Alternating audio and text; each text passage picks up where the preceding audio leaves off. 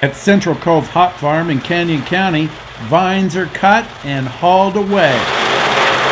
According to National Ag Stats, Idaho's hop crop is the biggest in history, with another 1,000 acres planted in 2020. So we started Central Cove in 2016. We started that year with 60 acres. We had a blend of Simcoe and Citra at the time.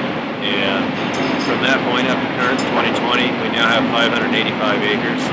And we have 6 different varieties that we raise now in Central Cove. The past 5 weeks, crews have worked sun up to sundown to get the crop in. J.C. Watson Company out of Parma runs the operation, and the crop will end up in craft beer, and it's a moneymaker.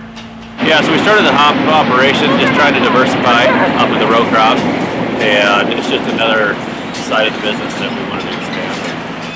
Idaho's hop production totaled more than 1.7 million pounds and is ranked second in the nation, climbing for the 9th straight year. Process, so we're trying to dry this out right here in the middle. Show you what these hops at 9.5%. The new drying, sorting, and packing facility is state-of-the-art, making Central Cove a player in one of Idaho's promising new power crops. Idaho hop acreage totaled a record 8,400 acres last year. That's up another 1,000 acres in 2020.